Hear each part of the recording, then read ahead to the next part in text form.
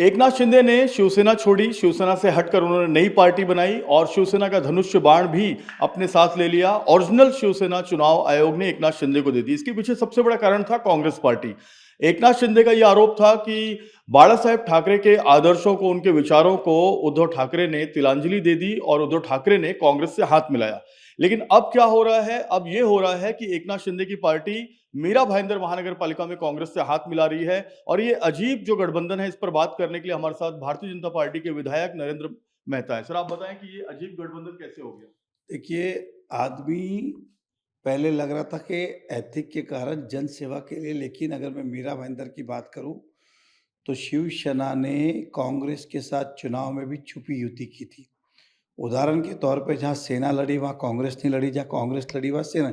और कई जगह पे दो उनके और दो इनके साथ में भी प्रचार किया। एक तरफ कुरैशी लड़ रहा था तो दूसरी तरफ पाटिल लड़ रहा था। इस तरह का भी उन्होंने गठबंधन में चुना, लेकिन वो ओपन जाहिर नहीं। हम बार बार जनता से कहते हैं इनकी छुपी युति है। हुसैन को वोट दो कि सेना को वोट दो, एक ही बात है। आज वो सिद्ध हो गया कि उन्होंने चुनाव के बाद सभी पार्टियों को अपना रजिस्ट्रेशन कोकन कमीशन के पास करना पड़ता है कि तुम्हारा गठ क्या है। तो इन्होंने अपने 3 नगर सेवक को अगाड़ी बना के कांग्रेस के साथ गठबंधन करके अपना एक अगाड़ी बनाई। मतलब अब वो 13 और प्लस 3 16 हो गया और इस तरह का रजिस्ट्रेशन किया। तो आज ये सिद्ध हो गया कि जो हम कह रहे थे वो हुसैन के कहने पे ही चुनाव लड़ रहे थे और हुसैन के साथ ही लड़ रहे थे। मुझे दुख इस बात का है कि जब उद्धव ठाकरे से शिवसेना अलग हुई तो बार-बार एकनाथ शिंदे जी का भाषण मुझे याद है, वो कहता था कि जी ये बाला साहब ठाकरे के वर्ड है कि जिस दिन कांग्रेस के साथ जाना पड़ेगा उस दिन मैं अपनी दुकान बंद कर दूंगा। तो आज एक तरफ शताब्दी वर्ष मना रहे हैं हम बाला साहब ठाकरे जी का, और हमारे यहाँ के जो प्रताप सरनाईक साहब है वो उसी, या तो एकनाथ शिंदे साहब के शब्दों का महत्व नहीं है या वो एकनाथ शिंदे साहब के शब्द और बाला साहब जी के ठाकरे जी के शब्द का अनादर करके आज कांग्रेस के साथ उन्होंने आघाड़ी स्थापित की। इसलिए स्पष्ट दिखता है कि उनकी कथनी और करनी में फर्क है।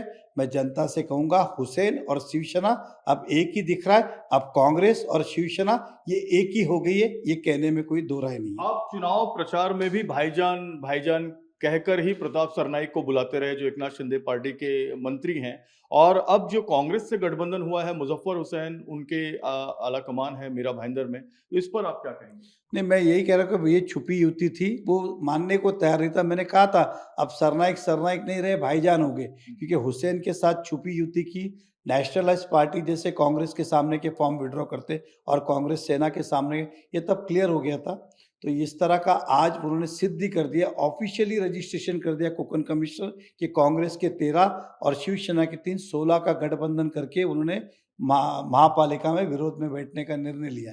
तो मुझे तो क्वेश्चन मार्क शिंदे साहब से भी है, क्या आप जो बार बार कह रहे थे कि हमने इसलिए अलग हुए उद्धव ठाकरे से क्योंकि बाला साहब ठाकरे जी के वर्ड थे कि कांग्रेस के साथ जिस दिन जाना पड़ेगा उस दिन मैं अपनी दुकान बंद करूंगा, तो क्या सरनाईक आपका सुन नहीं रहे हैं क्या, या फिर अब बाला साहब जी ठाकरे जी के शब्दों का महत्व नहीं रहा? ये जनता सवाल पूछ रही है। सही मायने में तो एकनाथ शिंदे साहब ने प्रताप सरनाईक जी का राजीनामा लेना चाहिए था, क्योंकि 22 कॉरपोरेटर जिस नगर पालिका में थे अब वो मंत्री है और मैं सामान्य एमएलए हूँ, जिसमें मैं 5 साल रहा भी नहीं, अभी 1 साल बाद आया।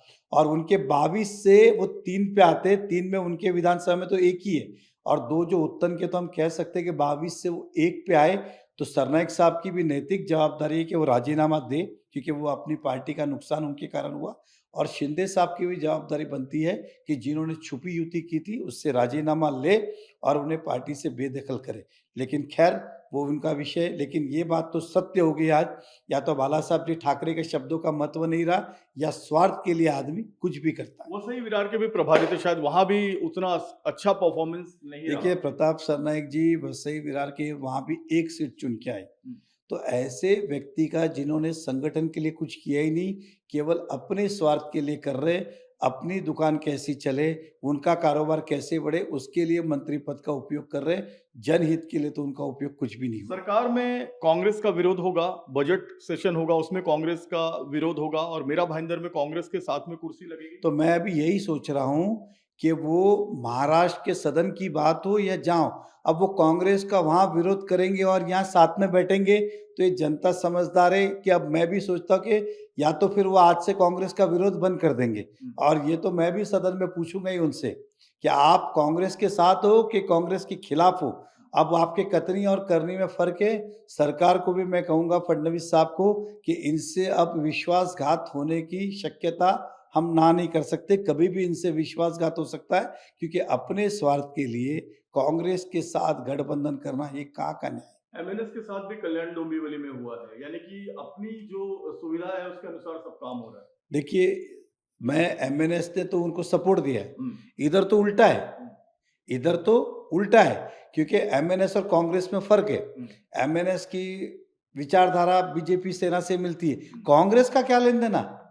और यहाँ पे पूरा मुस्लिम डोमिनेट एरिया है और मुस्लिम समुदाय के वोट के लिए उन्होंने भाईजान बन के कांग्रेस से छुपी युति की थी। लेकिन जनता समझदार है, उसको वो समझ गई उनकी चाल को, आज उन्होंने सिद्ध कर दिया है।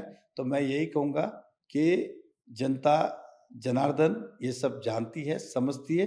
आज उन्होंने ठप्पा लगा दिया कि जो कह रही थी वो सही है। एक आखिरी सवाल सर, क्या हाउस के अंदर, सदन के अंदर आपको घेरने की ये साजिश तो नहीं बीजेपी को, क्योंकि बीजेपी 74 सीटों में सबसे आगे है। देखिए, पिछली बार विपक्ष की संख्या 34 थी, भाजपा की संख्या 61 थी, तब भी नहीं घेर पाए। अब तो भाजपा 78 है, उदाहरण दे रहा हूँ, और उनके केवल 16 है।